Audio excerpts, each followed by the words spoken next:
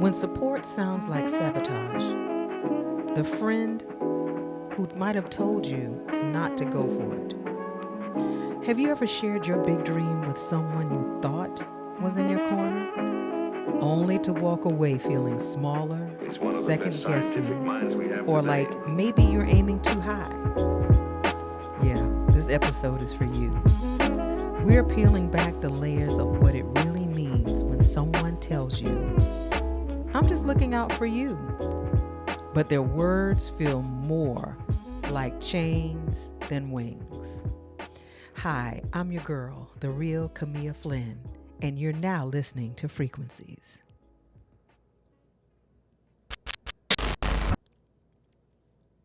So, this episode, we're going to talk a little bit about sabotage.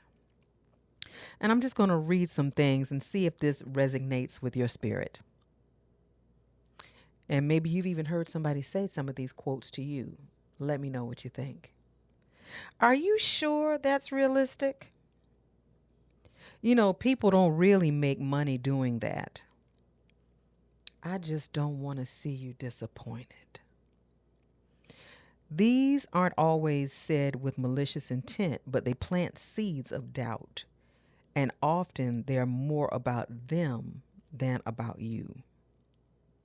So, what I realized is I think most of us can relate to some of those quotes, or you've even heard people say that to you directly. And it stung a little bit, didn't it? Because a lot of times, those people that say these things to you are people that are very close to you.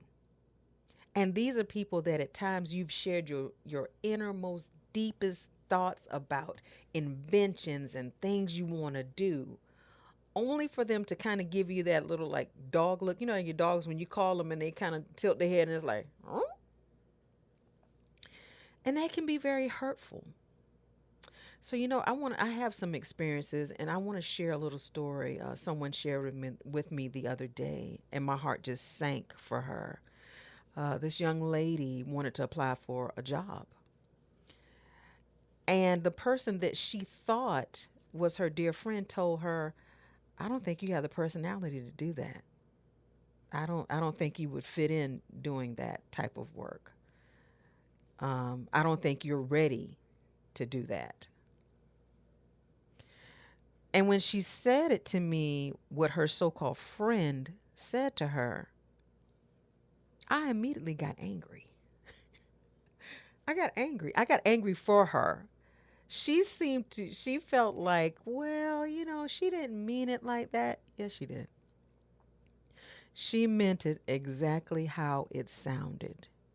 And sometimes people will say things to you based upon where they are in their lives. They're not happy where they are. But it's easy for them to deflect or to minimize your dreams just because they've decided not to do anything with their lives, or they decided not to pursue whatever it is or whatever it was that they wanted to do. So they feel like they're stuck in life and they don't want to be stuck by themselves. And that happens more often than not. And I'm quite sure if you sit back and think and reflect, you've had some of those same experiences. And some of you right now, when you're watching me and listening to this, you're going to be thinking back to people that have said things to you that have discouraged you. And sometimes it doesn't come at you like head on like a freight train. It comes in little subtle ways. Like, ooh, girl, if I was you, I wouldn't do that. You probably need to think about it. Or it can come in the form of a joke. Let me say that again. It can come in the form of a joke. So pay close attention to who is in your corner when you share your dreams. And sometimes you can't share them right away where they're in the beginning stages and you're just trying to develop that thing that it is that you want to do. You just can't share it. Even though it wears you out, like, oh my God, I just want to tell somebody. Because you're so excited. I get it. You're super excited and you just want to share it with somebody. But sometimes, just sometimes, you need to hold that thing to you close until you've nurtured it and it's actually taken root and it's solid. before you share it. And I researched a few things about this topic. And a lot of it is called like emotional manipulation, also. Um, People position themselves as the wise, grounded voice while painting your dream as being irresponsible. Or have you ever had somebody to gaslight you?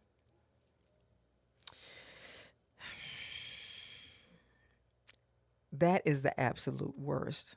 I've experienced that with someone. Like you try to share with them like how you feel and they turn around and flip it on you and you're like, wait a minute. I'm just expressing how I feel.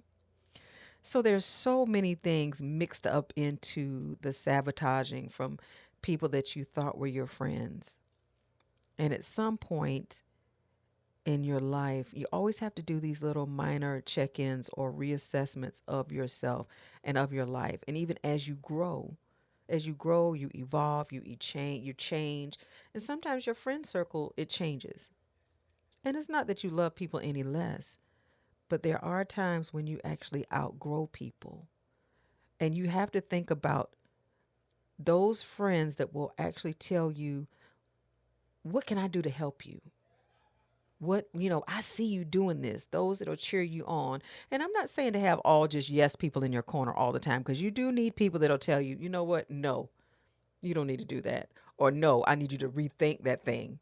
You know, you do have genuine people that will do that. But it's good to have those friends that might not quite understand your vision, but they support you anyway. Those are the people that'll say, you know what? Hey, man, what can I do to help you? What do you need? Can I sow a seed? Can I give you $10? 10 or $20, whatever I can do to help you do this. I see you doing this. I'm so proud of you. Keep going. Those are the people that you need. Let me ask you a question. Yes. So, you personally, like, with all of the things and the character and the person that you are, right? Uh-huh. Did you have those pitfalls with people, and can you kind of delve into that a bit, like from a personal standpoint, like what were some things in the early stages that you wanted to pursue that maybe people um, discouraged you Mm-hmm. from pursuing at the time, or was there situations where you told somebody about your dream or your goals you wanted to pursue, Mm-hmm. and they said, I support you 100%. Let's get it done. Can you speak to that? Oh, definitely. And it still happens today. I have had people, oh gosh, to literally, say things like, well, who do you think you are? Because some people are just bold with it. They'll come at your head on, just like, and say exactly how they feel. And sometimes they cannot even help themselves because that little bit of jealousy rears up its ugly head and they don't even realize what they're saying. It's like something takes over that inner spirit in them. It just kicks up. And then you look at them like, what? And then they realize, like, did I say that out loud? Yeah, I heard you loud and clear. And some people, it's not even the loud speaking voice, it's those little subtle innuendos that people display. And then you have some people that are close to you and won't support you at all. And what I had to realize is I had to be okay with that. Because what I realize is that I don't consider myself just local to one area. And that's what I wish more people would stop saying, oh, nobody in my city supports me. Oh, nobody. The world is big. Why limit yourself, first of all, just to where you live now? The world is large. And so I've experienced it from, I'm almost embarrassed to say, from childhood to even as an adult, even now. So it doesn't stop. And you're going to always encounter those people. I feel like it comes with whatever it is that you're doing. There's always going to be, it's a negative and a positive. You're going to always have that one person that has something to say, but it's up to you how you react to it. I stay in my little bubble and I do what I enjoy doing. I know a lot of people don't care for me. That's not my So problem. what's the okay? So like I think I was able to overcome that because oh man, I was met with such resistance Mm-hmm. to what I was trying to do, Mm-hmm. especially doing and what I'm doing with studio and recording, mixing and mastering music. To most people, it's a pipe dream. Mm-hmm. To me, it was something I wanted to do, and always in my heart, I felt like I wanted to do. So, it came times where, people would discourage me from doing that. I don't want to say no names because I can specifically I speak to bet. stories, but I don't want to say names Mm-hmm. because some of the people right now is still not around me, but in my life. You know what I'm Mm-hmm. I saying? get it. And it came a time where I had to say, I'm gonna tell you what my pivot was anyway. When Okay. it came to my confidence in doing what I wanted to do, Mm-hmm. there's a book called The Secret, and Mm-hmm. it's about manifesting your thoughts. Mm-hmm. And since we on frequencies, Mm-hmm. that's what it's all about. Yeah, It's about the people that you keep around you bring a certain aura and energy that's to true. you and a frequency Mm-hmm. to you. So I had to start changing the people that I was just off reading this book because basically the book in a nutshell is telling you, hey, you think it, you know that you can get it done. You put in the steps to getting it done, and it will happen. Mm-hmm. But That's you true. can't let anything like divert you from your mission. So what was like at you coming up and with all the people trying to discourage you, even to this day, Mm-hmm. what was the moment when you said, I'm not listening to this anymore, Mm-hmm. I'm going to do what I want to do and what I feel like doing? Mm-hmm. I think for me, I've watched and observed a lot of greats that are in the industry that are now celebrities, and they've shared their stories of what they went through.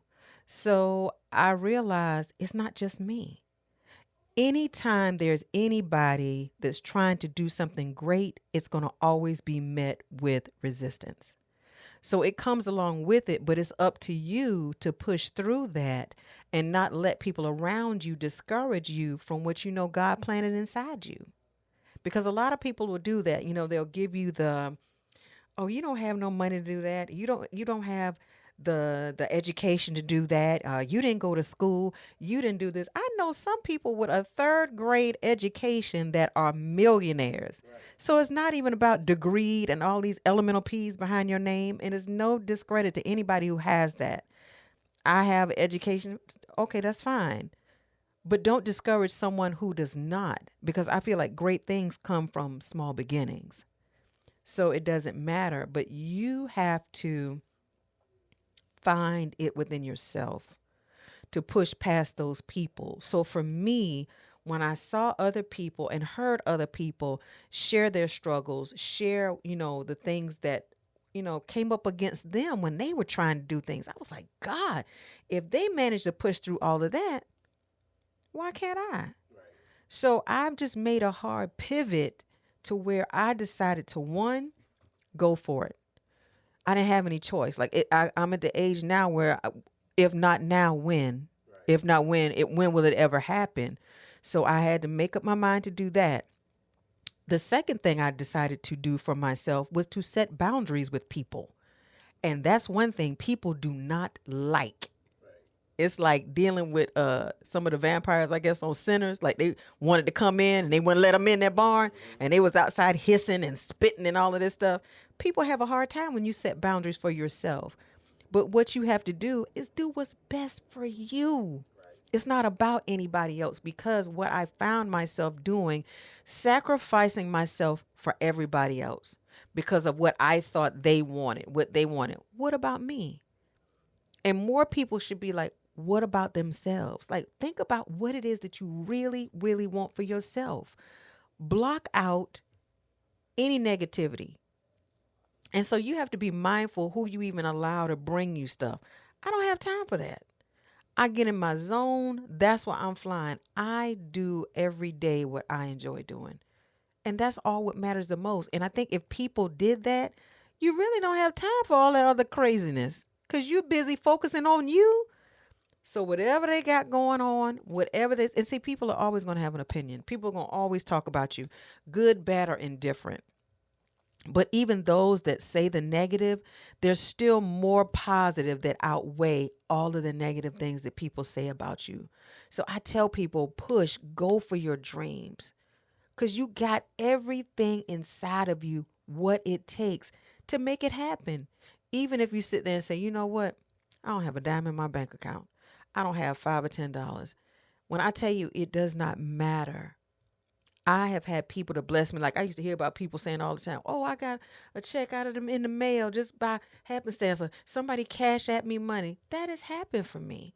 People have blessed me when I least expected it, but needed it the most, and it came in that right time.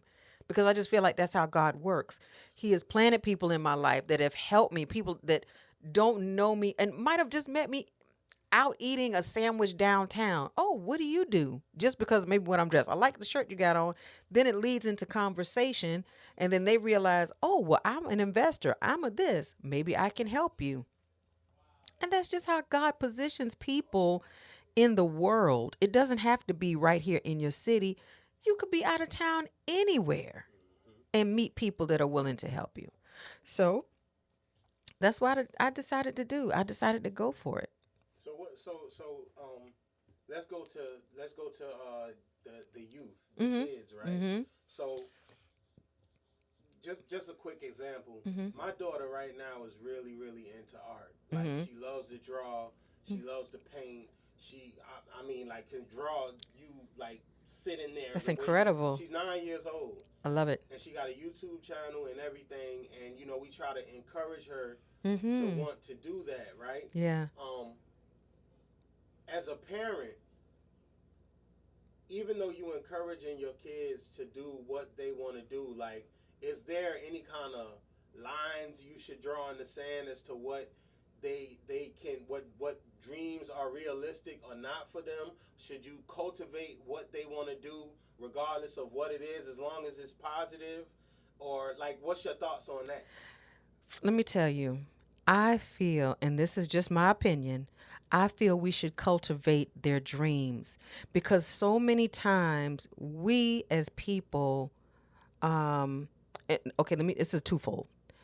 So, yes, I feel like you should nurture their dreams. When you see your child is good at something, nurture that thing. But I think what happens is, as parents, we are afraid to nurture a child's dream because we don't know enough about it. So we deter them to what we think is safe. We'll deter them and say, well, you need to go to school to be a school teacher or a policeman or a doctor or a nurse or, what we feel are safe as far as career wise. But we're living in a society now where that might not be safe. That's not a guaranteed job. That's not a guarantee when you get out of school, you'll become a nurse. I believe, and that's why I say me, what I believe in nurturing a child. If she is good at as being an artist, nurture that because you never know where that will take her in life. You have artists that make millions of dollars in paintings. And I know a lot of people say, well, Camille, there are artists on every corner. Yep, you're probably right. But each and every one of us possess a special talent that someone is drawn to. I don't care who it is. It's just like when you're dating people in the world, people are dating. Y'all, my producer's married. But when you're dating, there's somebody in this world for everybody. People look at some people like, well, how did they end up with that person? Is somebody in this world for everybody. So same thing for her artistic ability. There's an audience that will love what it is that she does. And you could put on an art exhibit for children and show other kids. You can set it up at a art gallery. Have a mini art exhibit for her. Can you imagine that would just blow her mind where you would have like little kitty cocktails, little fruit punch and cookies for the kids to come and see her art, and maybe she can start off selling a few of her pieces for $10, $20. But what that does, it inspires her little mind to be creative.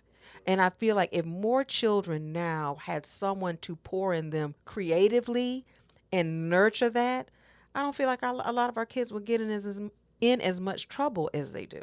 Right. Yeah.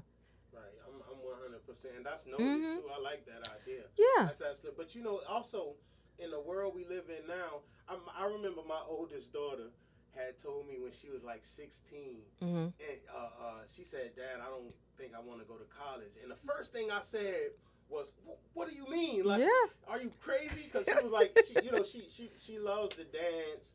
She likes to my oldest daughter, ironically, Mhm. she's in school, college right now Uh huh. for computer technology or something like that. Gotcha. But she's a gamer girl. So her thing was she wanted to create video games and do YouTube content behind it. And at the time, I couldn't fathom that because I didn't understand the internet world and stuff like that. So here I am, I'm telling all my peoples like, man, Man. she crazy, like Yeah. she don't want to go to college. She's going to college. I'm Mm. not playing that, Mm. and this, that, and the third, and it was discouraging her. Mhm. And when I saw that, people were telling me, they said, "Man, you tripping because not going to college is realistic now. Like you can make $1 million on YouTube posting videos of dandelions, and if it get enough engagement and views, people will watch it, and you will get paid." And I couldn't fathom that. But then once I started understanding the internet and I started supporting what she was doing Mhm. as a gamer girl and wanting to develop and design video games. Right. She listened to me anyway. She was like, "You know what, Dad? I'm gonna go to school and I'm gonna go to college and I'm gonna go for computer graphics and technology, and then after that, I'm gonna go to this place and learn how to design video games." Right. So me kind of pivoting and changing my thought process Mhm. on how I supported her with what she loved to do Mhm. actually helped convince her Right. to go to school. You Right. feel what I'm saying? Right. So I 100% understand what you're saying, and I think that that's right. And it is, and for us as parents, we give our children the best advice that we know how of what we can give. That's all we can do. We can give them what we have, the knowledge. We give them some of what we didn't get. And I think that happens a lot. Sometimes you've had parents didn't have anybody to push them. So when you see your child and you want them to do better than what it is that you do, you push them in a direction. It might not necessarily be the right direction. So they have to pivot, you know? So, but I'm glad you at least saw her potential. You heard her out. You advised her the best way as a father knows how. But I feel like if we nurture those little gems, because one thing I can say as a kid, my parents nurtured that. And my grandparents definitely nurtured that. My grandfather used to have an old guitar, like a bass guitar and an amp. I can remember as early as maybe 4 or 5 years old, I would sit up there and just make up songs. I think one song I created, which was hilarious, Jesus was a soul man. Don't ask me where I got that from, but he would make up chords to go with that song. And my grandmother used to always say, "You're going to be a star when you grow up." They planted the seeds early. And from that point on, my parents did too. So I've done productions, I've been in musicals, I've been in plays, but they nurtured it to a degree. And then it was like, okay, you need to go to college. You're going to need a job because you're going to need security. You're going to need benefits. You're going to need dot. And I did that. But they advised me the best that they knew. And that in order for me to have a life where I could sustain myself, that's how they advised me. But my passion was something totally different. My passion was to be on stage, to be a performer, and under those lights, that was the direction I wanted to head in. So Is that still the direction you want to head in? it is. I don't feel that your passion it never dies. Um, you do what you, I think we do, not think, I know. Sometimes we do what we have to do for the time being to get to where it is that you want to go later on.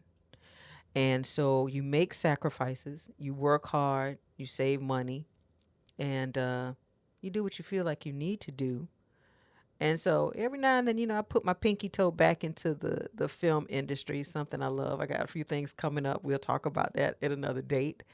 But I will never let that rest. So this is why I'm enjoying doing this podcast frequencies. I love creating content and I love sharing with people. I don't gatekeep on anything. Like people always asking me about fashion tips. Like I've worked in different industries. Like my life is very colorful. So I went to college for social work and realized, hey, I can't fix the world. So from that, I was a makeup artist for MAC Cosmetics. I've worked in radio.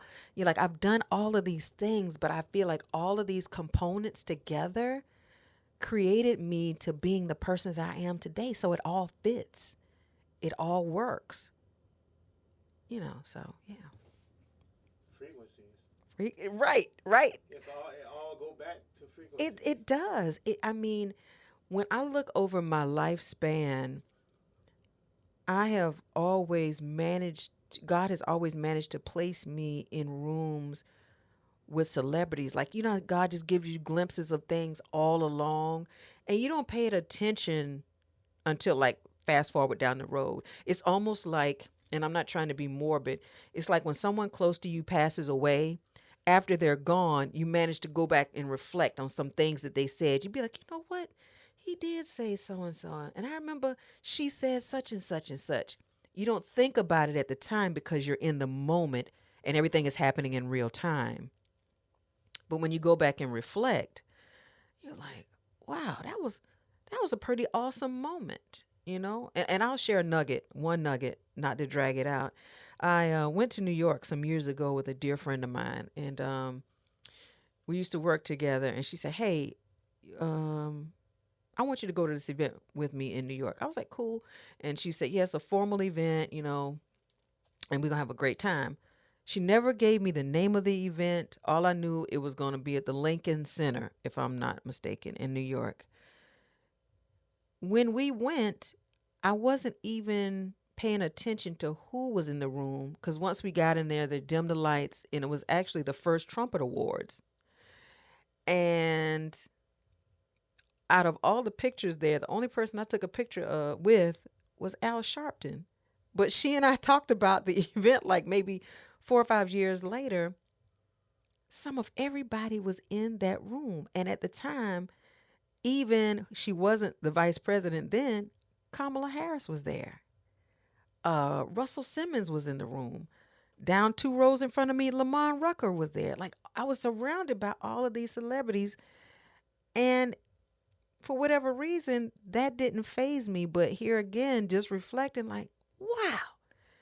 But I wasn't supposed to at that time. I was just supposed to enjoy where it is that I was and be in that moment. So I appreciate times like that. Hmm. Absolutely, Yeah. absolutely. So So leave us with a nugget now. my nugget now is to be mindful of who you call friend, because everybody is not a friend. And everybody is not always excited about your excitement, meaning your ideas, your things that you want to do. And people reach out to me all the time, but I want you to be very intentional about who is in your inner circle. Who do you have around you? Um, who do you allow in your ear gate? What things, what are people saying to you? What are you listening to? Find time for yourself. Also, start setting boundaries if you've never done that. Start setting boundaries and get back to the things that it is that you want to do. I know you're saying right now, Camille, I got to work my job. I don't have time to dream. You always have time to dream. I understand you have to work a job. We all have to pay bills. And yes, it's hard as hell out here. I know it's rough. It's rough on all of us. But don't give up on your dreams. So yeah, I've gotten to a point now where I've peaked or plateaued at a certain point, but I want to get higher. But in the current situation, or you know, um, in the current situation I'm in, it seems like it's not possible. Like I'm stuck here and I'm trying to get here. And anybody that's not watching, I got my He's hand doing this. here and I'm trying to get here. Mm-hmm.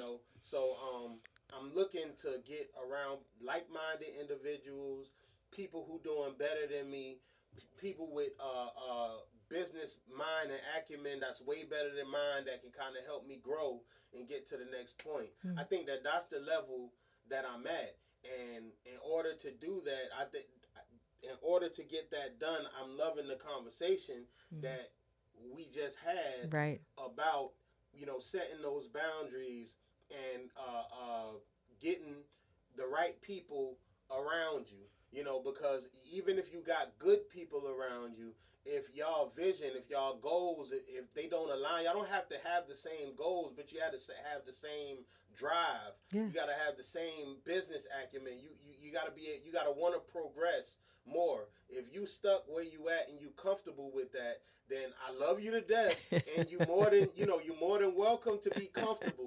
I'm not mad at you. So anybody watching that's in my circle, I love you. If you comfortable with where you at, fine. I'm not. You know what I'm saying? Yeah. So I want to get further. I want to do better. And in order to do that, sometimes you gotta change your circle or get around people that's doing a little better than you. So this conversation was much needed because I literally was talking to a guy. I said, "Hey man, I said, man, in about a year or so, I'm looking to expand and I want to get some investors. I'm looking for business partners. I said I want to handle this in a way because right now, I still kind of hustle like it's shoebox money. I got you. Like a hustle. Yeah. For anybody that don't know my story, I'm straight out the gutter and out the street. I love him dearly. It's okay.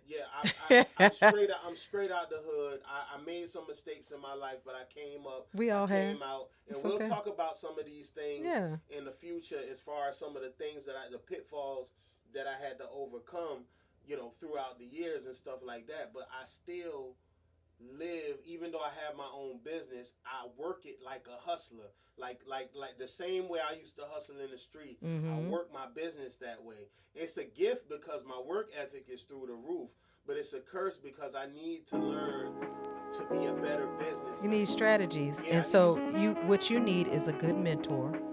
And I have a good mentor, and I also have a coach. So my coach is, and I'll give this nugget away, and what I'll do, I'll post her information on my YouTube. But Kim Coles, the same person, woo woo woo from Living Singles, she's one of my coaches. And so Kim and I have conversations weekly about how I'm building my brand, what I need to do. Camille, where do you want to go with this? How can I help you? So she mentors me. So I pay for her services because I needed that. I needed somebody to help me. Okay, Kim, like I'm ready to get to this level. And she is already where I'm trying to go. And she's growing as well. But she is the person that I absolutely adore, getting one-on-one coaching from her. She's available to other people. Like I said, I'll attach the link below if you guys need a good mentor. Kim Coles is amazing. She's down to earth. She's a people person and she can help you. So visionaries like yourself, sometimes you just need that person to get your stuff aligned so you don't feel like you have to keep working it like a hustle, but line everything up like it's a business so it'll take the stress off you. That's all. You're just changing your frequencies. Definitely. So guys, listen, thank you so much for tuning in to your girl, the real Camille Flynn, and this episode of Frequencies. And I think my next episode is going to be about that Tyler Perry movie Straw. If you haven't seen it, I'm going to need you to hurry up, watch it on Netflix. Taraji P. Henson and Sherry Shepherd and oh my God, what's the young lady's name? Tiana Taylor. They nailed it. They nailed that movie. I watched that movie and cried. I'm not going to give you too much about it. Not on this episode, but I want you to watch it. Tune into Netflix and watch Straw, because that's what we're going to talk about in the next episode of Frequencies. All right. See you later, guys. Bye.